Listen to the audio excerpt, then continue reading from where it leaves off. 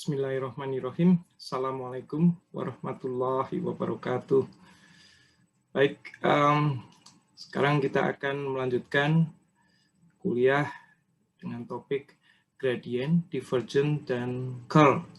Jadi kalau dalam textbook Anda, yaitu Kreyszig ya, bukunya Kreyszig, Mathematical Engineering, ini ada di subbab 9.7, 9.8, dan 9.9.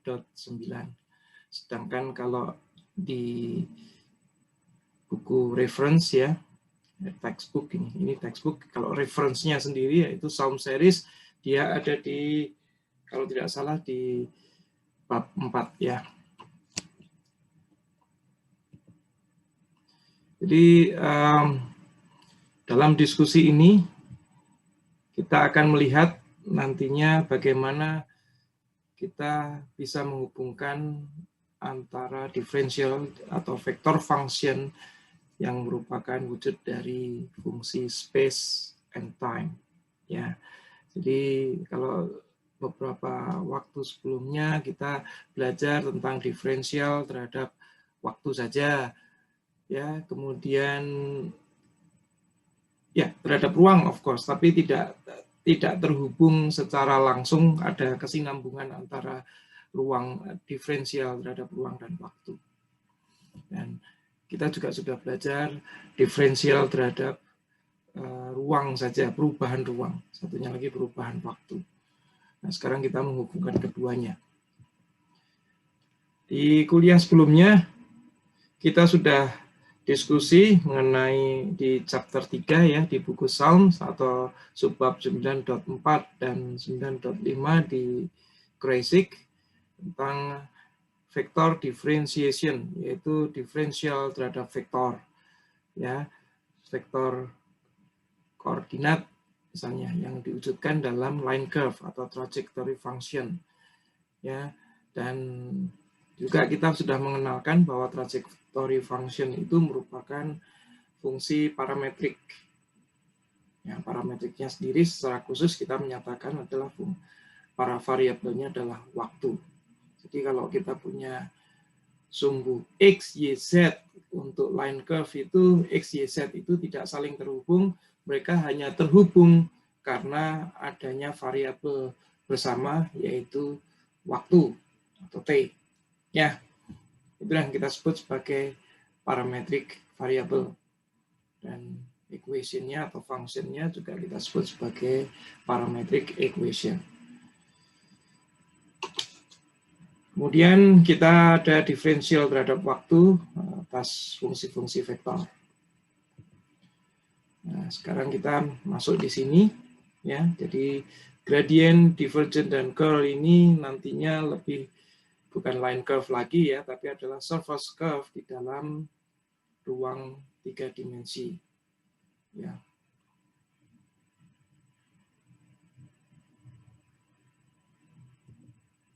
Nah, sebelum kita mulai masuk ke dalam apa namanya menghitung dan melakukan operasi, kita memperkenalkan dulu suatu operator yang disebut sebagai vector differential operator del ya, ditulis seperti segitiga terbalik seperti ini, yang melambangkan kurang lebih seperti ini ya, di dxi, I itu adalah unit vektor, di dy j, dan di dzk ya, dimana I, J, K adalah unit vektor di masing-masing sumbu ruang X, Y, Z ya. Jadi vektor diferensial operator ini adalah suatu vektor juga ya, dan sering juga dinyatakan dalam bentuk ini. Justru ini bentuk yang saya sukai karena lebih gampang ya. Nanti di dx misalnya, ini kan di sini adalah fungsi yang kita sebut sebagai apa namanya, scalar field function ya. Ini scalar field fungsinya misalnya V, di sini ada V, lebih enak dilihat daripada yang dalam bentuk seperti ini. Dan vektor diferensial operator ini kita sebut sebagai, selain del juga kita sebut sebagai nabla, ya, yang nantinya akan digunakan di 3 jenis diferensial di dalam vektor, ya, di dalam analisa vektor ini, yaitu gradient, divergence, dan curl. Jadi diferensial pun ada 3 jenis. Jadi nggak usah bingung, karena kita juga sebelumnya sudah mengenalkan bahwa multiplikasi di dalam vektor pun juga ada beberapa, kan. Skalar dan vektor, multiplication itu hasilnya adalah vektor. Sedangkan vektor itu vektor multiplication. Jadi kalau vektor dengan vektor kalau dikalikan ada 2 jenis, kan, tergantung dari perspektif atau tergantung dari tujuannya. Menghasilkan skalar kalau itu adalah dot product, menghasilkan vektor lain yang tegak lurus terhadap kedua vektor tersebut yang kita sebut sebagai cross product. Nah, ini tergantung model matematik yang akan digunakan di situ, ya. Tergantung tujuan kita untuk menganalisa apa. Jadi, sekali lagi perkalian vektor pun juga menghasilkan 2 jenis, ya, skalar dan vektor. Nah, begitu juga ini. Differential operator untuk vektor itu juga bisa berupa gradient, yes. Gradient gradient vektor, ya, dari scalar field, bisa juga menjadi divergence, dan bisa juga hasilnya adalah merupakan operasi curl. Nah, bedanya apa? Kita diskusikan lebih lanjut. Nah, sekarang kita mulai dengan gradient of scalar field, ya, jadi gradient dari suatu scalar field. Dan biasanya kita lambangkan dengan, di buku Sound kita lambangkan dengan V, X, Y, Z, jadi suatu scalar field yang merupakan fungsi koordinat di dalam ruang. Nanti dia punya scalar value-nya itu di setiap titik itu bisa unik tergantung dari fungsinya, ya. Ini yang kita sebut sebagai scalar field. Nah, diferensialnya kita sebut sebagai gradient dari scalar field, melihat perubahan dari si nilai dari scalar field ini terhadap, ini diderivasikan terhadap perubahan ruangnya, lokasinya dalam ruang, yang kita sebut sebagai gradient. Jadi meskipun scalar field, tapi kalau kita melihat gradiennya, perubahannya, kita bisa mengimajinasikan seolah-olah itu adalah vektor yang mengarahkan perubahan dari titik ke titik yang lain. Ini ada beberapa contoh di sini.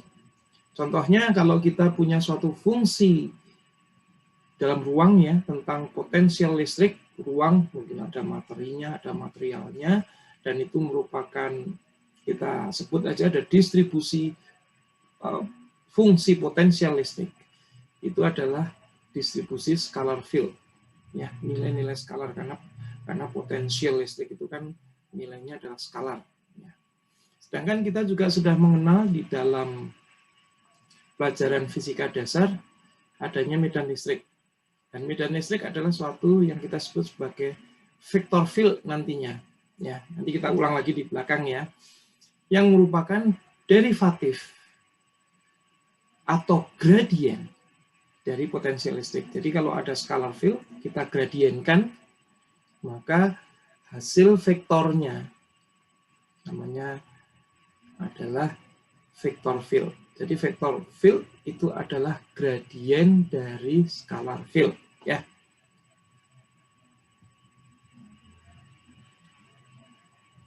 Semoga jelas.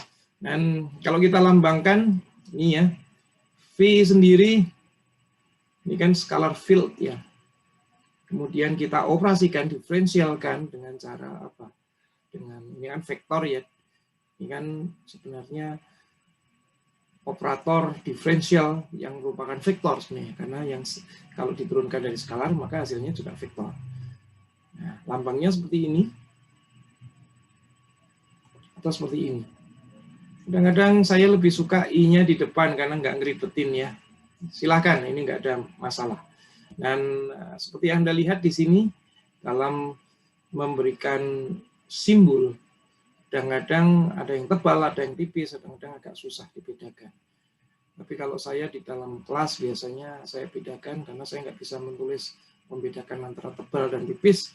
Paling gampang kita kasih simbol lain adalah panah di atas. Artinya kalau nabla atau del ini kita tulis seperti ini, kita tampilkan aja dengan panah ya. I ini kan beda dengan I yang lain di sini ya. I di sini adalah suatu unit vektor atau vektor, maka harus kita kasih lambang panah di atasnya. Sekali lagi, kalau V, X, Y, Z ini adalah kita sebut sebagai scalar field.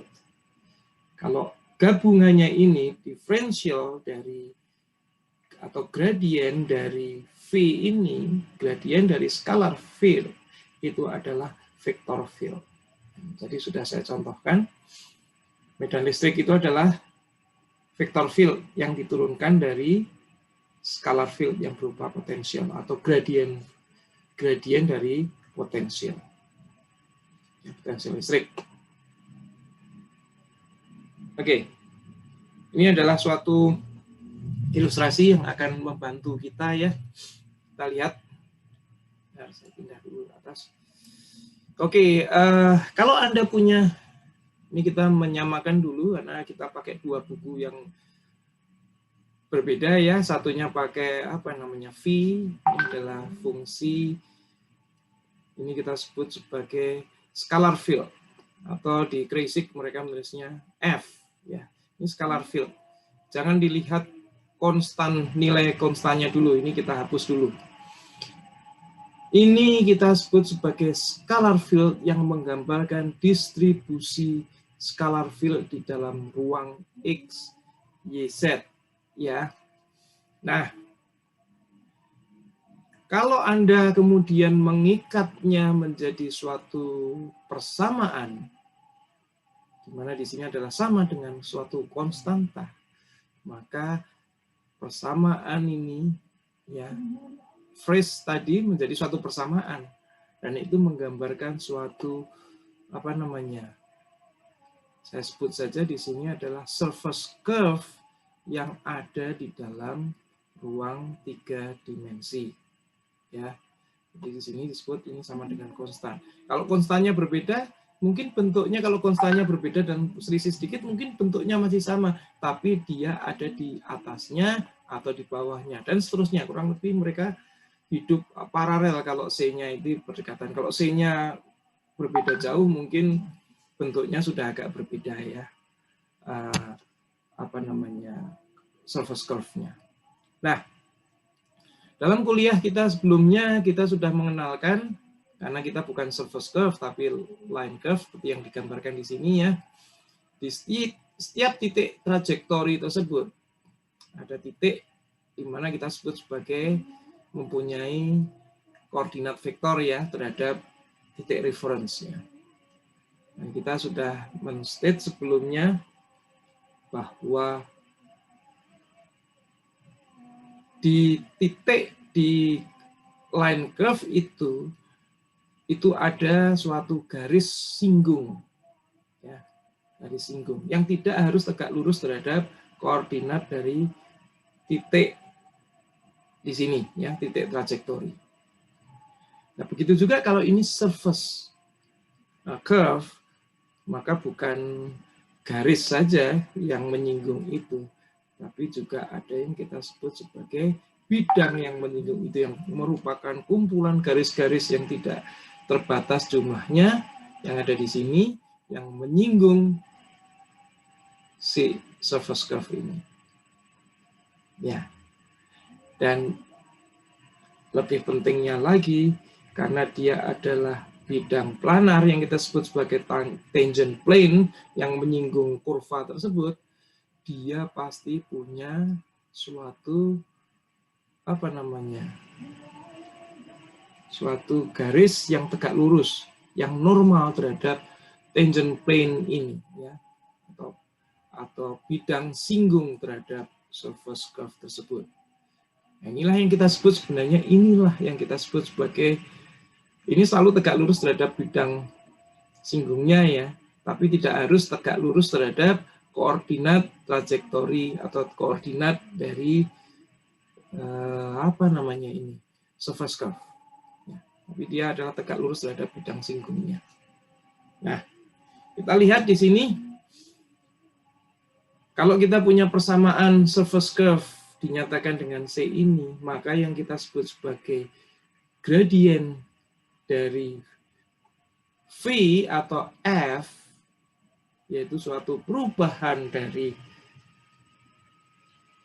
kalau di fisika dasar kita sebut sebagai skala Fitt, itu yang memiliki nilai yang sama, yaitu C, itu kita sebut sebagai ekuipotensial. Ekuipotensial itu sebenarnya adalah penyelesaian persamaan ini.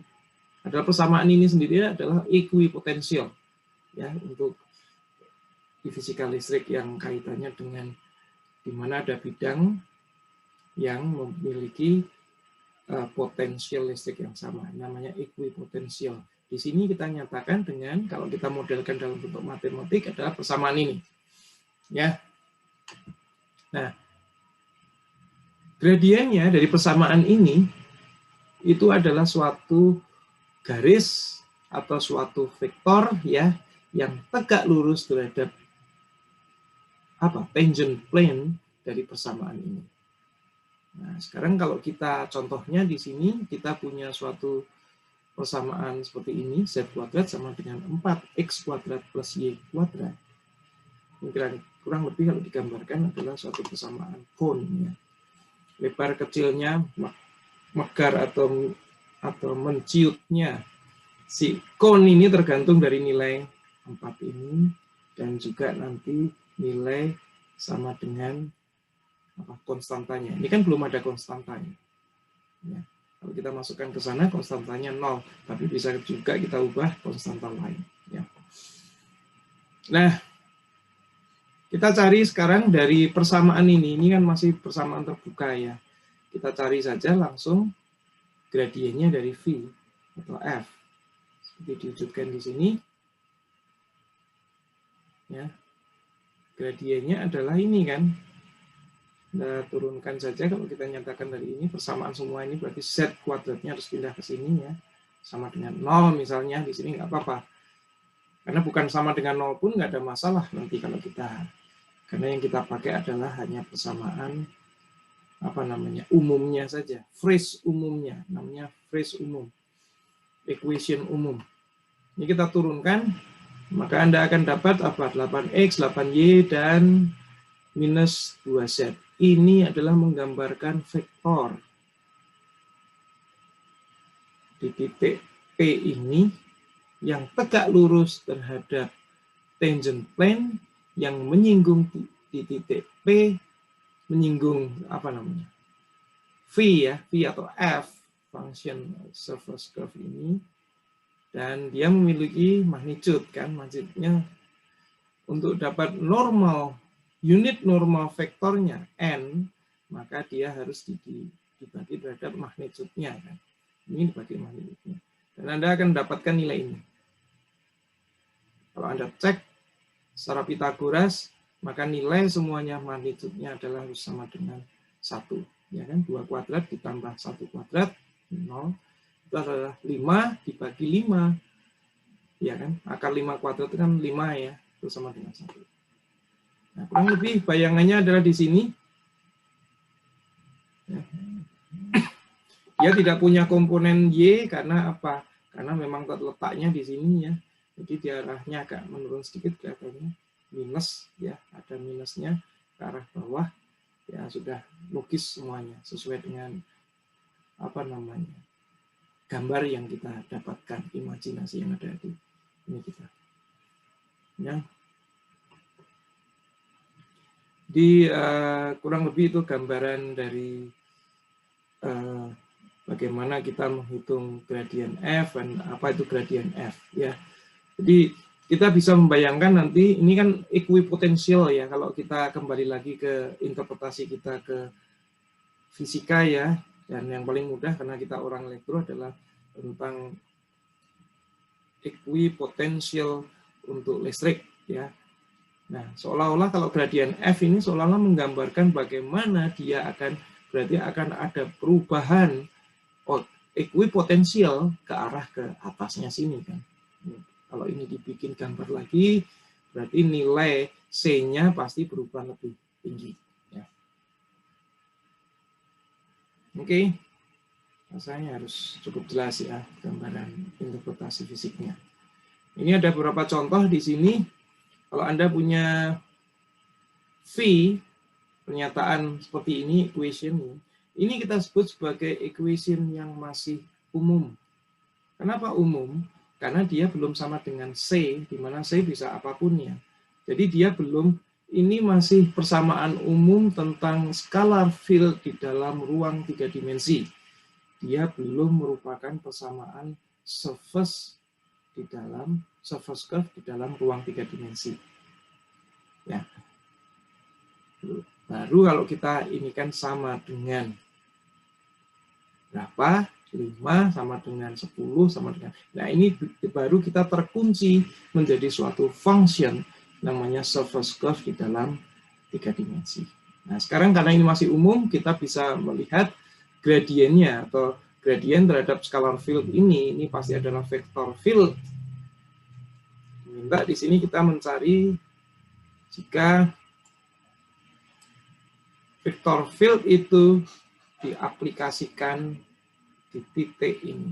Jadi kita bisa melihat juga nanti V-nya itu harganya berapa. Kalau Anda masukkan ini nilai ini ke sana, kita bisa tahu V-nya itu berapa.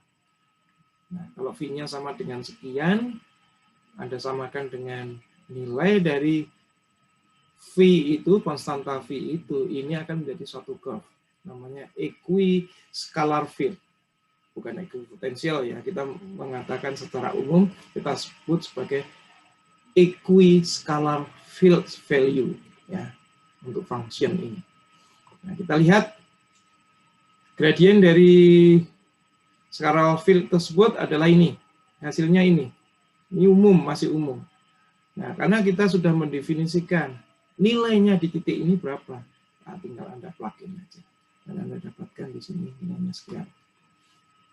Kita lanjut.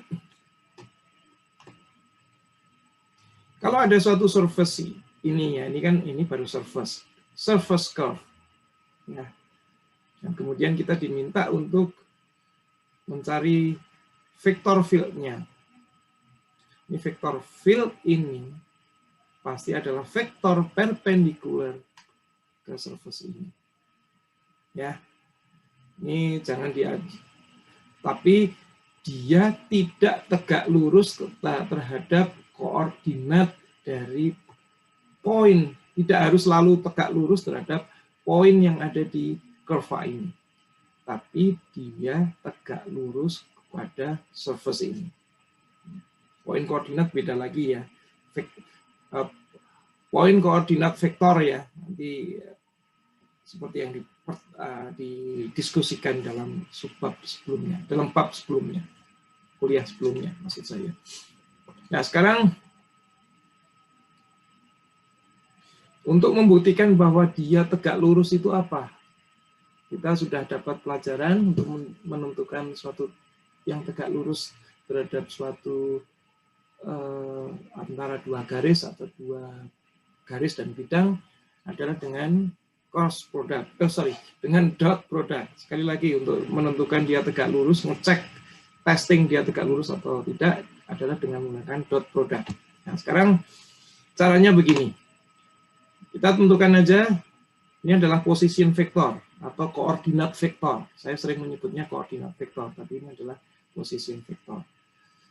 Di titik P, ya. Jadi kalau kita lihat pinjam gambarnya di sini, di R, misalnya ininya di sini, apa namanya, titik reference nolnya di sini, ini adalah R, ya, vektor position vektor, atau saya sering menyebutnya koordinat vektor. Nah, kemudian perubahan dari koordinat vektor ini, percaya tidak percaya, harus percaya bahwa dia terletak dalam bidang yang menyinggung surface curve itu di titik P. Ya. Bidang planar yang menyinggung ini kita sebut sebagai tangent plane. Ya. Nah, sekarang langkah pertama kita buktikan dulu, karena di sini dia konstan, maka perubahan dari sesuatu yang konstan ada enggak? Enggak ya. Jadi dV itu kalau kita analisa dari perubahan di X, berarti dV dx kalikan dx. Ini adalah harga total value dvx. Ini di sini adalah total value dari dvy. Ini adalah dvz. Kalau dijumlahkan itu adalah sama dengan dv. Dan kita ingat diferensial dari konstan adalah 0. Jadi ini adalah nilai 0. Nah, kita ingat juga bahwa perkalian ini seperti perkalian vektor kan? Ini adalah vektor apa namanya? Namanya adalah vektor field yang ada di titik tersebut, titik P ya. Dan ini adalah bukan vektor field tapi perubahan position vektor yang ada di surface tersebut yang ditunjukkan dengan dr ini. Nah, kalau kita perkalikan, kalau kita dot product-kan, dia akan seperti yang ada di sebelah kiri di sini. Dan pasti hasilnya sama dengan 0. Jadi ini adalah memperkalikan vektor field yang diwujudkan oleh ini vektor field-nya, gradien F-nya dikalikan terhadap perubahannya yang ada di bidang ini, perubahan dari vektor position atau position vektornya. Ini kan ada di bidang ini. Maka kalau mereka di dot product-kan, hasilnya pasti akan sama dengan 0. Ya. Dan itu menandakan sekaligus bahwa gradient scalar field atau kita sebut sebagai vector field ya, is perpendicular terhadap dr, ya, perubahan dari vektor position ya, atau position vector yang sekaligus dia adalah dr ini terletak di tangent plane-nya yang menyinggung titik P. Jadi kalau dibulak-balik ya seperti itu. Jadi artinya statement kita di sini bahwa ini tegak lurus terhadap bidang tangent plane, bidang singgung ini, itu sudah terbukti di situ ya. Dan bidang singgung ini akan selalu berubah sesuai dengan lengkungannya ini ya, dimanapun. Ini hanya persamaan ini hanya terjadi di titik ini. Oke.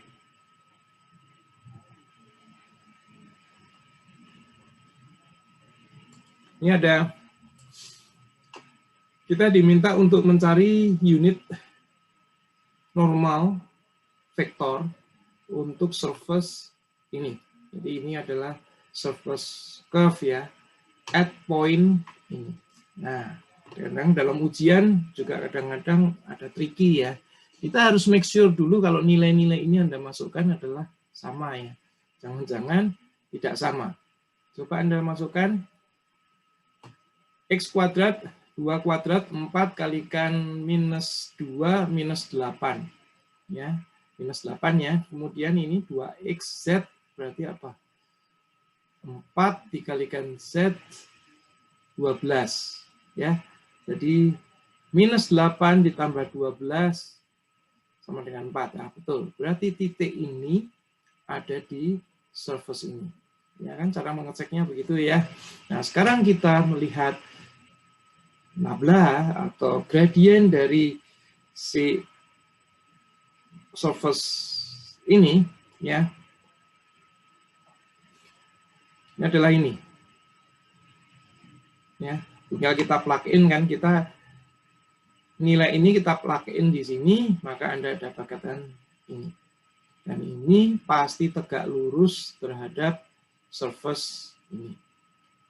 Nah, karena kita yang ditanya adalah unit normal vektornya, maka Anda harus membaginya dengan ini dibagi oleh si magnitude-nya yang besarnya ini. Kurang lebih besarnya dengan ini.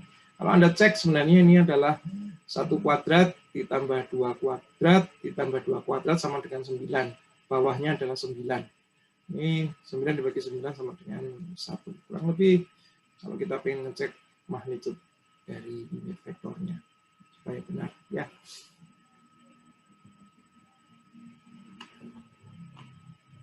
Ini contoh lain, find an equation for tangent plane to the surface ini. Ya. Nah, lagi Anda harus ngecek lagi, masukkan ke sini. Kalau ternyata masuk semua, berarti benar titik ini ada di surface ini. Jangan-jangan Anda bekerja keras, ternyata titik ini tidak ada di persamaan ini. Ya. Jadi begitu Anda selesaikan, ya, ini kan sudah selesai, tinggal Anda plug in, maka Anda bisa mendapatkan, jadi apa namanya? Anda mendapatkan gradient dari scalar field ini adalah ini di titik ini. Ya. Nah, kita ingat kalau Anda ini di aljabar linear ya, kalau Anda punya gradiennya adalah sekian, ya, kita ada trik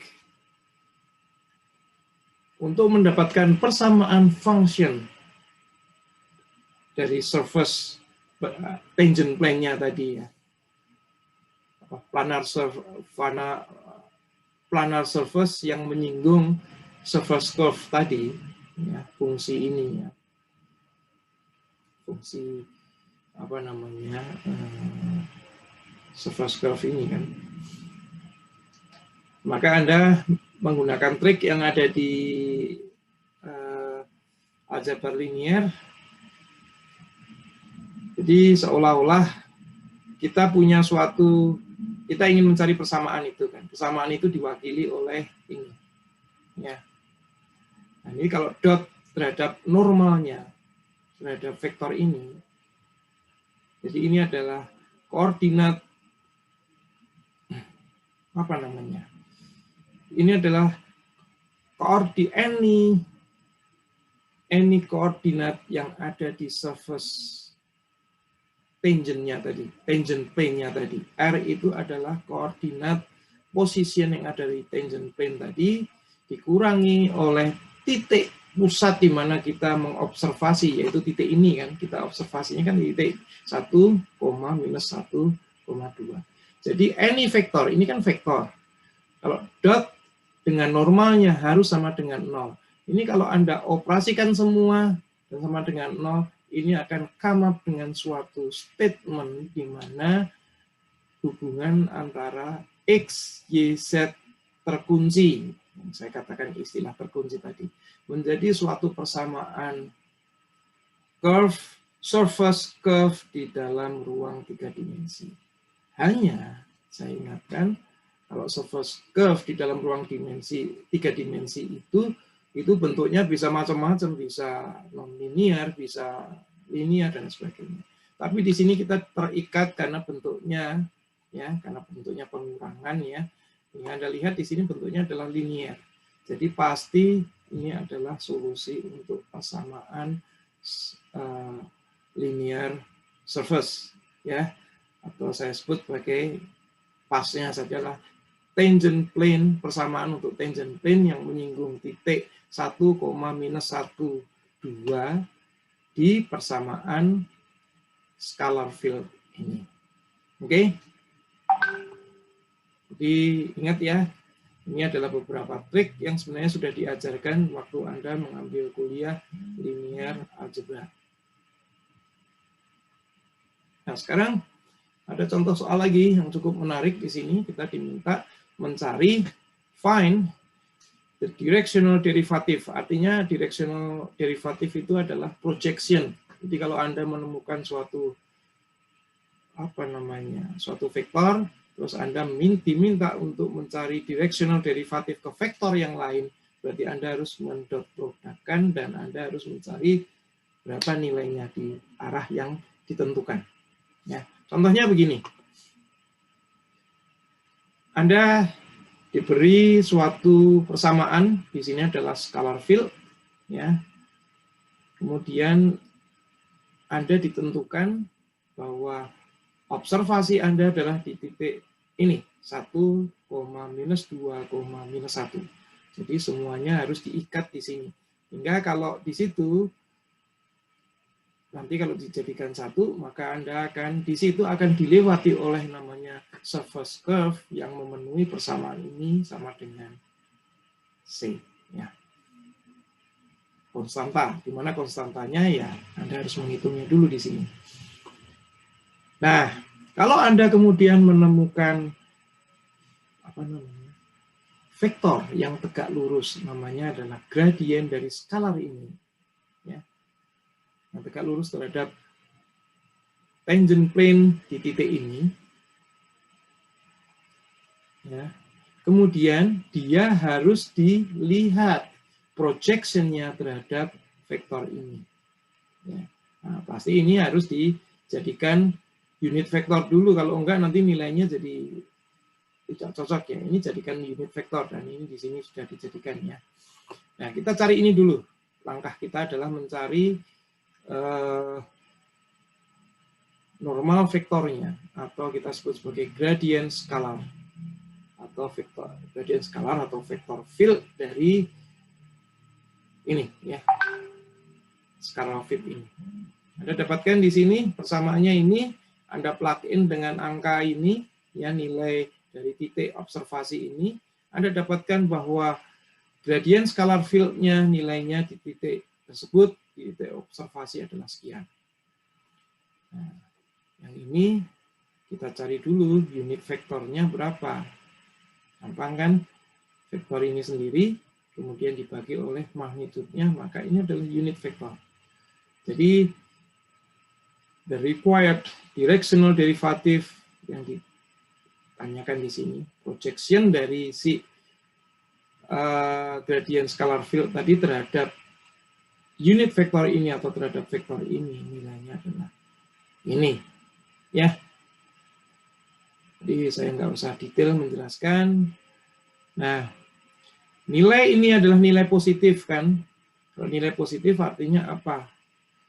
Menandakan bahwa si gradien dari V ini dia increasing pada direction dari ini. Ya.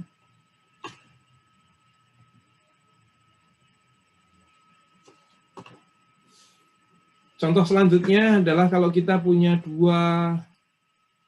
ini namanya dua surface curve ya. 1 dan 2. Dan kita ditanya at point ini. Artinya kedua curve ini harus dipenuhi oleh poin observasi. Ini harus Anda cek dulu. Tadi sudah saya cek dan memang masuk semua, jadi artinya apa? Titik ini merupakan titik pertemuan salah satu. Ya, karena surface dengan surface itu pasti kalau ketemu adalah line curve pasti ya. Jadi kalau kita masukkan nilai ini dan dia masuk, artinya ini adalah ada di line curve perpotongan dari kedua surface curve ini. Ya. Nah, pasti kita kalau kita ingin melihat angle di antara keduanya, gampang saja kita tentukan apa namanya? Gradient scalar field dari scalar field yang pertama, kemudian kita cari gradient scalar field dari scalar field yang kedua. Jadi vektor field pertama di sini adalah vektor field kedua yang ada di poin tersebut. Ya. Dan karena kita bisa tahu, kita tinggal dengan trik yang ada di aljabar linear. Kalau kita punya dua vektor dalam ruang dan kita ingin mencari sudut di antara kedua vektor tersebut, triknya Anda bisa mengikuti di sini. Ya, pakai tentunya dot product dan kita tahu perkalian vektor dengan matriks ya. Kolom dari baris dan kolom, kemudian Anda kalikan dengan cos theta. Jadi nilainya Anda akan dapat cos theta-nya sekian. Saya nggak akan detail, ini pelajaran yang sederhana sewaktu di aljabarnya dan Anda sudah mencobanya. Dan di sini yang paling penting Anda harus ngecek, kadang-kadang ini masuk ke sini belum tentu masuk ke sana. Kalau Anda ngerjakan semua pada ini tidak masuk ke sana, Anda tidak akan mendapatkan hasil. Ya. Dan itu menjadi jebakan biasanya dalam ujian. Oke, ini adalah rangkuman untuk yang kita sebut sebagai gradient of scalar field, dan kita sudah, insya Allah sudah paham semua ya. Gradient dari scalar field itu kita sebut juga sebagai vector fields, ya. Dan ini sering kita sebut sebagai contoh untuk potensial, karena potensi listrik, contohnya itu adalah scalar fields, ya. Dan kita ingat nantinya lebih lanjut, nanti Anda ingat-ingat saja bahwa vector fields yang dihasilkan dari gradient of scalar field nanti kita sebut sebagai konservatif vektor, ya. Karena apa? Ini nanti diskusinya agak berkembang lagi ya, tidak ada dalam sini. Kalau di sini hanya matematik aja, ini kalau ini lebih ke fisika dan elektromagnetik. Karena apa? Dengan konservatif itu energi itu conserve. Jadi contohnya nanti kita menghitung perhitungan, contohnya dalam fisika itu kita melihat bahwa suatu pekerjaan dari potensi atau namanya usaha atau work, nilai work energy ya dari suatu titik ke titik yang lain, itu tidak dilihat dari berapa panjangnya, berapa lintasannya, bagaimana lintasannya, tidak berdasarkan itu, tapi lebih kepada lintasan lurus dari itu dan dikalikan dengan proyeksi terhadap medan yang ada di situ, applied medan yang ada di situ. Oke, medan di sini saya tidak ingin terjebak untuk mendiskusikan di elektrik atau magnetic field saja, tapi bisa juga medan gravitasi.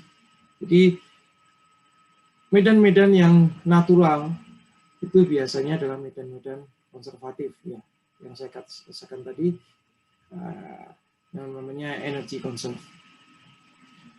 Ini sudah saya ceritakan di atas. Saya ulang lagi, potensial listrik adalah salah satu bagian dari yang kita sebut sebagai scalar field ya. Dan medan listrik itu adalah contoh untuk vector field yang merupakan derivatif dari scalar field atau gradient dari scalar field, atau di sini contohnya adalah gradient dari potensial listrik. Jadi medan listrik itu adalah vektor, dengan potensial listrik adalah scalar field. Oke. Nah, kita sudah cukup khatam dengan gradient, semoga jelas. Kalau nggak jelas silahkan di saat yang lain bisa tanya ya.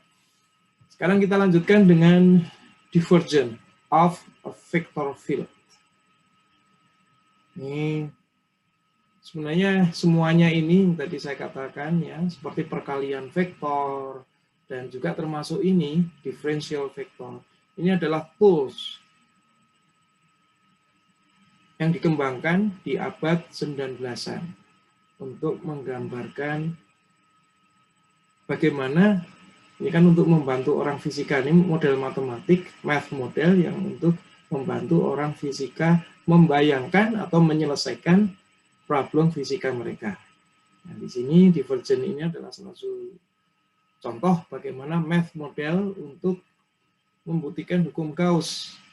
Kita ingat bahwa di fisika dasar ya, bahwa Anda masih ingat kan, bahwa kalau Anda punya flux, medan listrik itu kan flux ya, gambarkan dengan garis-garis, menembus suatu surface volume, namanya surface volume, yang kita sebut sebagai surface Gauss, ya, yang membentuk suatu volume. Nah, kalau di dalam surface Gauss, surface volume Gauss tersebut itu tidak ada charge di sana, kosong melompong, maka jumlah flux yang masuk ke dalam surface Gauss tersebut sama dengan jumlah yang keluar. Sehingga apa? Itu adalah sama dengan 0. Jadi karena apa namanya, keluar dan masuk sama, maka artinya ya memang di situ dia ada charge. Tapi kalau ternyata keluar dan masuk itu berbeda, kalau ternyata lebih banyak yang masuk daripada yang keluar, berarti di situ mengindikasikan selisihnya. Kalau kita rekapitulasi, selisihnya itu merupakan jumlahan dari charge yang ada di dalam situ. Begitu juga kalau ternyata hasilnya adalah lebih banyak yang keluar atau positif, berarti ada charge positif di dalam situ. Kalau negatif, ada charge negatif dalam situ.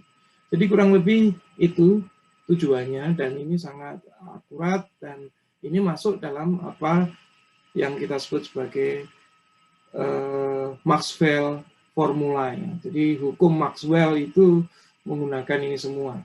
Ya, saya tidak tahu siapa yang memodelkan matematiknya, saya rasa Maxwell, karena Maxwell itu terkenal sebagai mathematician, ya, bukan sebagai physician.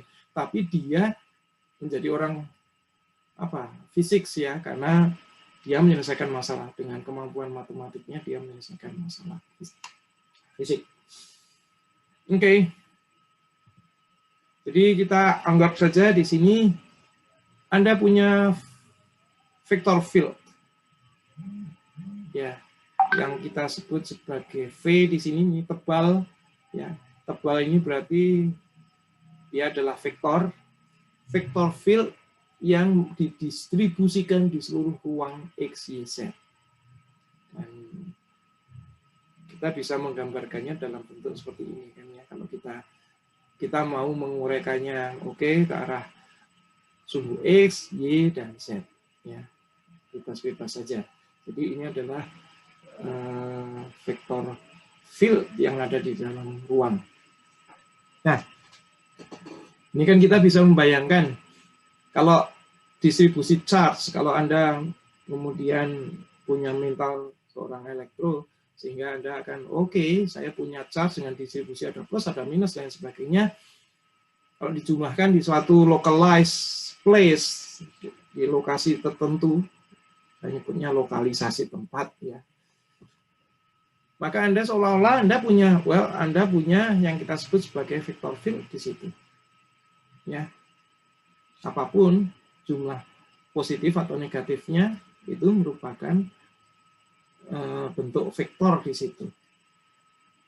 Ya. Dan jumlahan, distribusi dari jumlahannya itu kemudian membentuk, ya itu, kita lebih cenderung di sini vector field itu dinyatakan dalam bentuk flux, ya, nggak usah dalam butiran charge, ya. Jadi kalau kita mengatakan vektor itu ke suatu arah, artinya kebanyakan fluxnya itu mengarah ke yang ditunjukkan oleh vektor tersebut. Itu karena vektor field itu disimbolkan hanya satu panah, sedangkan flux digambarkan banyak panah. Jangan menjadi sesuatu yang membingungkan, ya. Nah, kita kalau menganalisa per titik, ya, maka divergen itu kita definisikan sebagai apa? Kita mengamati di suatu lokal, ya, mikro lokal kecil, ya, dimana kalau kita diferensialkan perubahan dari vektor V ini terhadap ruang, ya, nabla ini atau del ini, operator ini kan diferensial terhadap ruang. Artinya apa? Anda melihat jumlah flux, perubahan jumlah flux di suatu kurang lebih titik yang sangat kecil. Artinya sebenarnya Di saat itu pula Anda sebenarnya menganalisa di titik tersebut ada charge berapa jumlahnya. Kalau perubahannya besar berarti charge-nya banyak. Kalau perubahannya kecil berarti charge-nya kecil. Kalau 0 nggak ada charge di situ. Oke, kurang lebih interpretasi fisiknya seperti itu. Sehingga Anda dapatkan kurang lebih seperti ini bentuknya, Anda sudah ingat ya. Jadi bentuknya seperti ini. Akhir. Dan simbol ini harus dibedakan dengan simbol ininya. Jadi diferensial terhadap divergence terhadap V itu beda dengan dot produk antara V ya dengan nabla. Jadi punya interpretasi yang berbeda, interpretasi matematik yang berbeda. Ini contohnya, Anda punya suatu vektor field ya A dengan distribusi seperti ini. Maka kalau Anda mencari di suatu poin di sini, Anda sebenarnya adalah mengobservasi apakah di poin ini ada suatu charge enggak. Maka Anda melakukan proses namanya operasi divergence di situ. Div A ya. Anda lihat di sini. Jika ketemu ini, Anda masukkan nilai-nilai ini, ternyata Anda dapat -3. Artinya apa? Anda di situ muatannya adalah ada -3. -3 itu apa? Nah, kita nggak tahu unit charge-nya itu berapa, apakah elektron, apa kumpulan elektron, dan lain sebagainya. Tapi paling tidak adalah -3 unit. Jadi di situ adalah di titik 1, -1, dan 1 ini ada charge sebesar -3. Ya, nah ini model ya, Anda nggak usah nanyakan unitnya apa.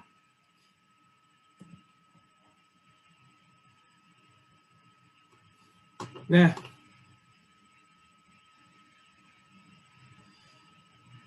ini contoh bagaimana kita menjalankan proses math ya. Kita practicing aja. Kalau Anda punya scalar scalar field-nya seperti ini, kemudian Anda punya vektor field-nya ini, kemudian Anda divergenkan. Apa yang terjadi dengan itu? Nah, artinya Anda lihat seperti ini. Ini kalau Anda singkat, ini seolah-olah seperti apa? Nabla square ya, nabla kuadrat terhadap scalar field V ya. Di nabla square ini sering juga disebut sebagai Laplacian operator. Nah, jadi Anda lihat aja di sini. Anda turunkan 2 kali.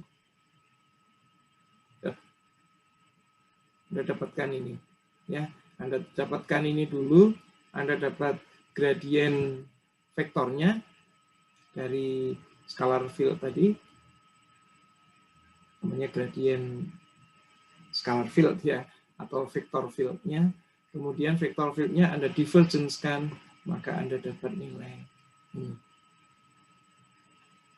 Jadi kalau kita buktikan sebenarnya nilainya akan sama aja semuanya nanti. Ya, dikuadratkan juga Anda akan dapat ini. Nah, ini yang menarik. Kita diminta untuk membuktikan,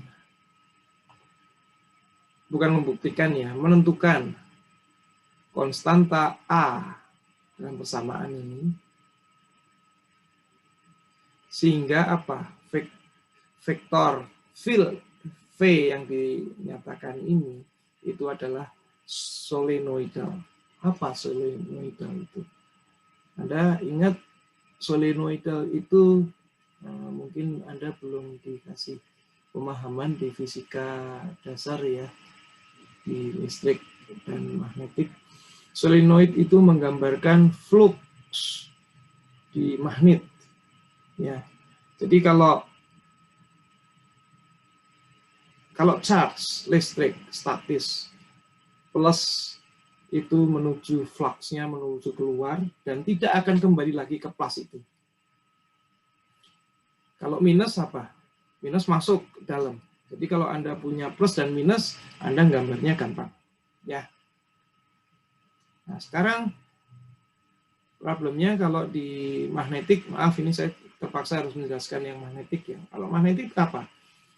Kalau di listrik itu netral bisa kita bagi dua, pisahkan plus dan negatifnya. Nah, sedangkan kalau magnetik, apakah kita bisa memisah antara U utara dan S kutub magnetiknya? Nggak bisa. Kalau magnet Anda belah dua, U dan S Anda belah dua, maka belahannya pasti ada U dan S. U dan S. Belah lagi pada U dan S dan sebagainya. Jadi setiap unit magnetik, saya sebutnya unit magnetik, saya nggak tahu istilah yang pas ya. Magnetic unit itu selalu ada pasangan U dan S, North and South. Dan Anda tahu fluxnya itu lari dari North ke South. Jadi itu dalam lingkup yang berbeda dengan lingkup apa? Listrik statis ya. Nah, itulah yang kita sebut nantinya sebagai solenoidal. Ya. Nah, kita anggap di sini ini kita belum menyatakan ini solenoidal, tapi kita bisa mengatur kalau dengan mengatur A such that dia menjadi solenoidal. Ini kurang lebih problemnya seperti itu. Jika namanya vector field V ini solenoidal jika divergence-nya adalah 0. Nanti kita akan membuktikan ya bahwa vector field yang diturunkan ya, vector field yang diturunkan dari scalar field kalau kita divergence-kan maka hasilnya sama dengan 0. Ya, tapi itu nanti ya. A vector field is solenoidal if its divergence is 0. Jadi kita buktikan saja sekarang ini ya, kita turunkan semua menjadi 1 plus 1 plus A. Dan ini kita paksa menjadi 0, maka A-nya harus sama dengan minus 2. Kenapa solenoidal itu divergence-nya selalu sama dengan 0? Itu kita diskusikan lain. Tapi tadi sudah saya gambarkan ya, solenoidal itu itu wujudnya sebenarnya contoh untuk magnetik ya. Magnetik statik. Kalau kita lingkupkan di dalam suatu apa namanya? Surface Gauss ya, divergence kan pasti hasilnya selalu sama dengan 0 karena apa, yang keluar dan masuk selalu sama, mau Anda di titik yang sangat kecil pun di sana selalu ada lingkaran itu yang namanya solenoidal ya. Jadi sekali lagi di sini untuk membuktikan hukum Gauss dan ya ini sudah saya tulis sebelumnya, jumlah keluar masuk flux itu sama dengan jumlah muatan elektrostatis yang ada pada volume tertutup permukaan Gauss tersebut. Atau sekaligus juga ingin menyatakan bahwa dengan divergence ini kita juga sekaligus membuktikan bahwa magnetik statik ataupun mungkin bisa dinyatakan magnetik secara umum ya. Kalau Anda lingkupi dengan surface Gauss, maka fluxnya selalu sama dengan 0. Oke. Nah, kita masuk ke topik yang paling akhir untuk sesi ini, yaitu tentang curl. Jadi kita sudah bicara gradient, bicara divergence, sekarang adalah curl. Ya, curl of vector field. Muncul curl itu apa sih? Ya, kita memodelkan kebutuhan untuk math modeling, untuk kondisi bahwa perubahan vektor yang dinyatakan dengan medan listrik. Ya. Ingat kan, kalau medan listrik statik tidak ada perubahan, maka tidak akan menghasilkan medan magnetik. Begitu juga magnetik yang diam nggak akan menghasilkan medan listrik. Tapi kalau medan listrik atau medan magnet itu dynamic, bergerak, berubah sebagai fungsi waktu, bukan fungsi ruang ya, tapi fungsi waktu. Maka apa yang terjadi? Maka elektro menghasilkan magneto, magneto menghasilkan elektro. Kurang lebih itu. Itu yang mencoba dimodelkan. Tidak hanya itu saja, pengaruhnya dalam ruang ternyata direction-nya. itu berbeda. Kalau vektor listriknya, medan listriknya itu searah sumbu X, contohnya ya, saya nggak ngasih gambar yang sederhana aja, maka apa? Medan magnet yang dihasilkan bukan searah sumbu X, tapi searah sumbu entah Y, entah Z. Ini yang harus kita verifikasi. Nah, saya nggak ada di benak saya sekarang ini, tapi paling tidak itu harus tegak lurus, ya. Nah, untuk itu perlu suatu model yang namanya curl of vector field, atau yang kita sebut sebagai perkalian diferensial, dan wujudnya adalah dalam bentuk cross product terhadap vector field. Jadi, ini diferensial vector field, ya, tapi perkalian diferensialnya itu tidak hanya seperti skalar saja, tapi ini adalah dalam bentuk cross product. Jadi cross product itu sebenarnya wujud dari, ini lahirnya sama sebenarnya, adalah model matematik untuk menyelesaikan permasalahan seperti yang ada interaksi antara dynamic elektro dan magneto, atau yang kita sebut sebagai electromagnetic interchange. Ya. Oke, secara singkat aja, saya nggak mengajar yang terlalu detail ya, Anda sudah tahu semua, saya nggak mau mengulang. Jadi kalau Anda punya suatu vector field, ya, differentiable vector field, maka kalau kita curl of rotation of, nah, namanya curl. Kenapa disebut curl? Karena dia rotation kayak orang keriting itu, yang rambutnya keriting. Mohon maaf, ini untuk menggambarkan bahwa disebut karena ini rotation ya. Anda ingat hukum apa namanya? Hukum tangan kanan ya.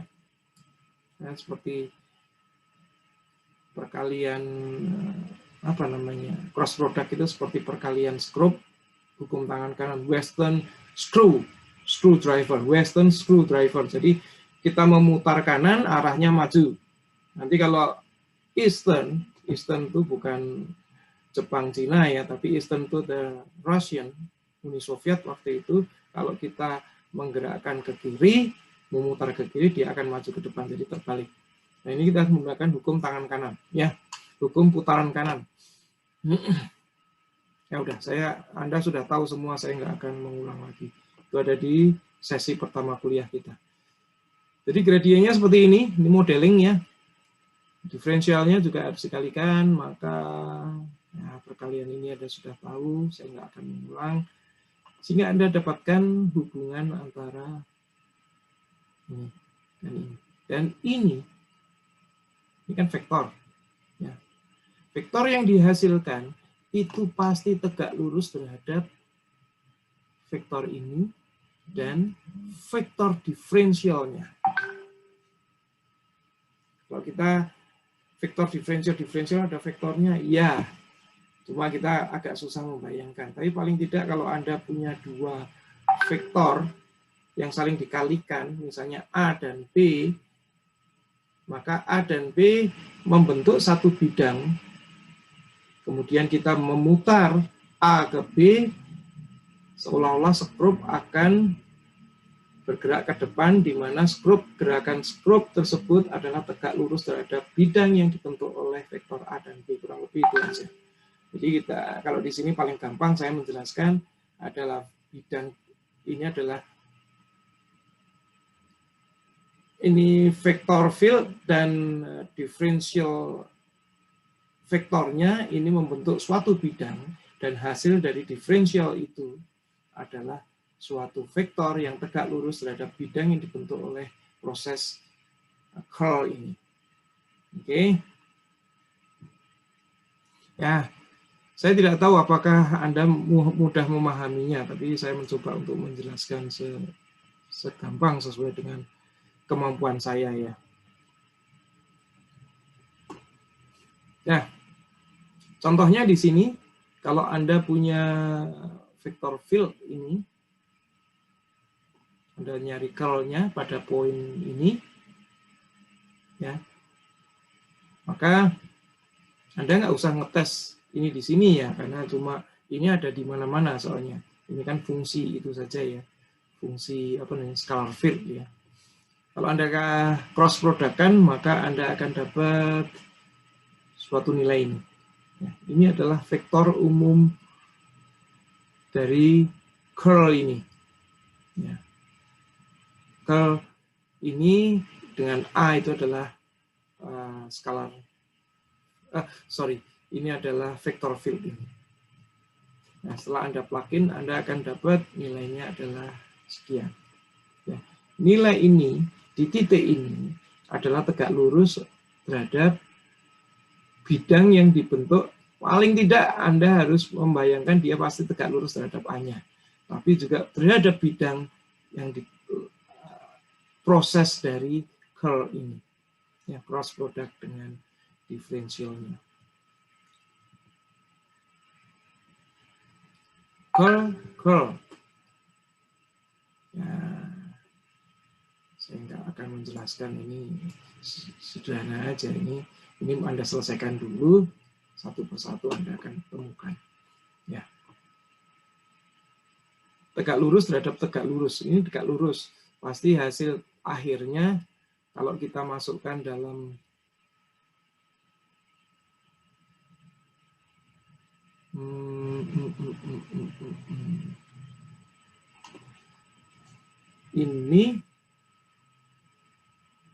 ini sendiri ya, curl of A itu tegak lurus terhadap E. Kalau curl dari curl terhadap E itu tegak lurus terhadap ini. Tegak lurus dari A belum tentu dia sejajar dengan A. Ya, ingat. Jadi ini nilainya coba Anda lihat apakah ini sama dengan searah dengan ini? Enggak ya. Karena tegak lurus ini tegak lurus terhadap A. Kemudian Anda tegak luruskan lagi cari vektor ini. Ya. Ini tidak akan sama dengan A-nya sendiri. Ya. Jadi kalau Anda lihat ini kita buktikan saja. Ini sendiri kalau Anda dot produkkan ke sana, ya semoga hasilnya sama dengan 0 kan. Ini mesti tegak lurus terhadap ini. Ini pasti tegak lurus terhadap ini. Tapi ini terhadap ini belum tentu tegak lurus. Ya, ya cara membuktikan aja secara simpel.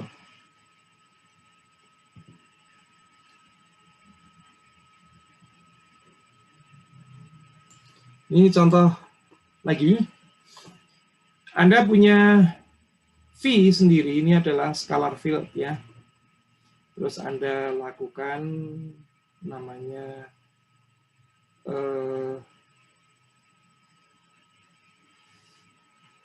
jadi lupa, gradient. Gradient dari scalar field ini adalah vector field. Dan kita diminta membuktikan bahwa kalau kita curl-kan ya, itu sama dengan 0. Jadi curl dari gradient V itu sama dengan 0. Ini yang saya katakan tadi solenoidal ya.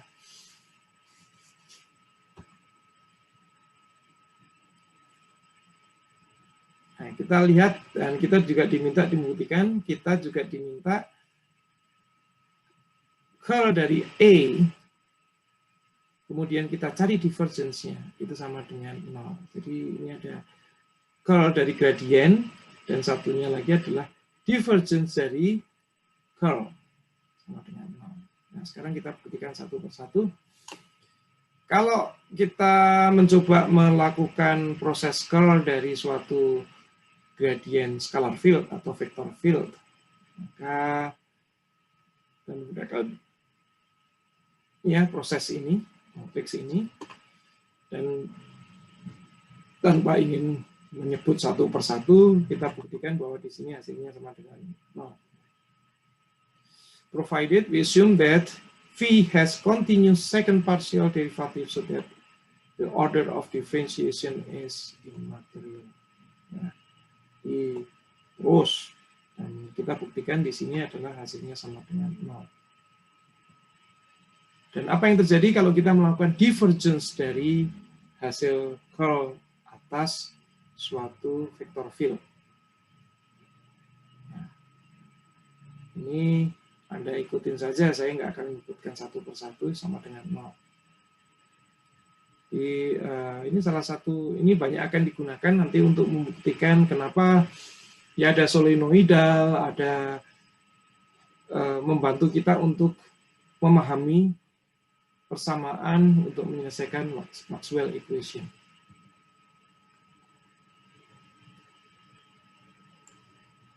Nah, ini yang mungkin sudah hampir akhir ini ya. Kalau ini kan divergent ya, kita punya suatu medan listrik yang kita sebut sebagai apa namanya vektor E ya, dan kemudian kita divergence-kan, berarti kita mencari perubahan flux ya, perubahan vektor di suatu suatu titik ya, yang berarti kita divergence-kan sama dengan 0. Begitu juga di sini divergence dari H sama dengan 0. Terus kemudian ini sebenarnya ingin menyatakan bahwa ini di ruang vacuum bagaimana gelombang. Ini nantinya solusinya adalah gelombang sebenarnya, karena di situ tidak ada partikel charge, di sini tidak ada apa namanya, karena divergence dari H pasti adalah solenoidal ya. Solusinya kita akan dapat di sini curl dari E itu sama dengan minus dari perubahan H terhadap dt. Nah, inilah yang saya sebut, kita sekarang mencoba mengkoneksikan. Kalau dalam beberapa slide sebelumnya kita nggak pernah mengkoneksikan antara apa diferensial ruang ya dengan waktu. Diferensial waktu ini namanya diferensial waktu, ini diferensial ruang, sehingga kita bisa mengkoneksikan kedua diferensial, jenis diferensial space dan waktu ya, namanya space and time relation, dan ini diceritakan dalam Maxwell intinya. Nah, kita juga tahu di sini apa bentuknya, hampir sama kan, cuma di sini minus, di sini plus. Seperti cosine di differentiate menjadi minusin di differentiate lagi menjadi minus cos. Yang awalnya cos menjadi minus cos. Nah, terus berulang terus akhirnya cos menjadi cos nanti kalau setelah di diferensial berkali-kali. Nah, kita diminta untuk melihat hubungan ya. U itu bisa apa aja, bisa E, bisa H ya, menghubungkan kalau misalnya U itu E misalnya, maka turunan kedua ya, diferensial Laplacian dari E atau H itu sama dengan turunan kedua dari si E atau H tersebut terhadap waktu. Nah, sekarang kita buktikan di sini. Kalau kita ingin menurunkan ini, kita anggap aja H itu apa? Hasil dari ini kan ya. Jadi curl dari curl E itu sama dengan, kita lihat aja, itu sama dengan curl dari minus dH dt. Ya, sama dengan apa? dH dt sendiri. Ini kalau saya pindah ke dalam sana, maka ini menjadi seperti curl terhadap H kan ya. ddt minus ddt dari terhadap H. Dan kita ingat, kita plugin lagi di sini, ini sama dengan ini. Ya kan? Sehingga apa? Ini sama dengan double curl dari E itu sama dengan minus D kuadrat E per dt kuadrat. Ya. Oke. Nah, ini sendiri dari problem 29 sudah kita pelajari, ini sama dengan apa? Ini sama dengan, ini kan sama dengan 0 ya. Ya.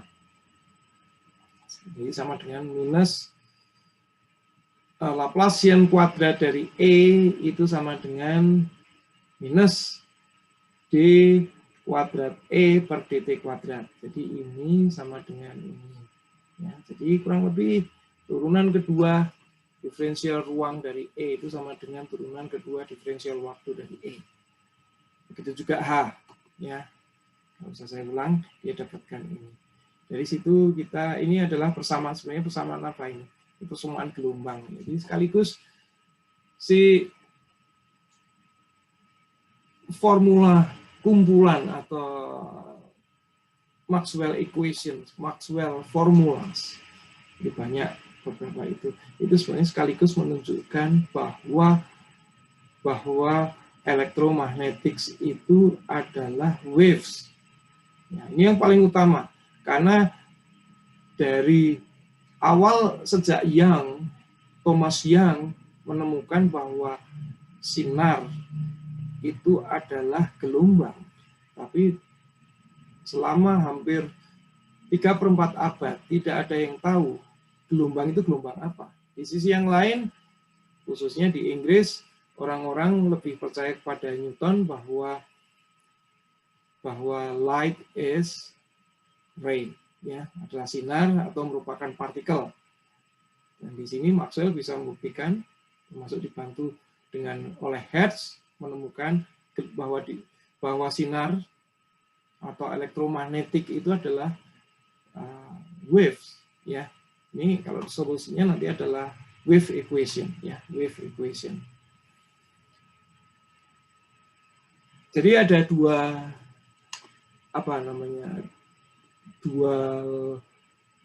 opinion.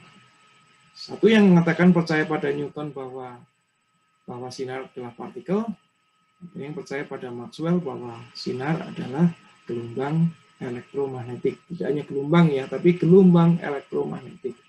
Baru kedua-duanya merge jadi satu sewaktu zaman quantum mechanics. Nanti kalau Anda belajar quantum mechanics. Saya dulu ada kuliahnya, ya, cuma sekarang sudah nggak ada. Jadi bahwa sinar itu sebenarnya ya duality, kan, particle duality. Jadi particle dan wave duality. Ya, bisa partikel, bisa kita anggap partikel, bisa anggap sebagai electromagnetic wave. Ya. Tidak ada yang salah, semuanya benar. Newton memang tidak tahu kalau itu wave karena dia nggak bisa membuktikan. Sedangkan Maxwell bisa membuktikan bahwa itu wave, tapi juga saatnya dia belum mengenal quantum mechanics. Jadi dia tidak kenal itu. Ini kurang lebih kalau kita beberapa rumusan yang ada di buku Anda, silakan Anda mungkin dihafalkan sedikit, ya. Tapi tidak hafal tidak apa-apa. Jadi akan ini. Kurang lebih itu. Terima kasih. Sudah cukup berbusa-busa saya bercerita. Semoga bermanfaat untuk adik-adik semua. Kalau ada pertanyaan, silakan bertanya lewat segala channel yang kita miliki. Akhirul kata, terima kasih sudah mendengarkan. Wassalamualaikum warahmatullahi wabarakatuh. Sampai jumpa di sesi selanjutnya.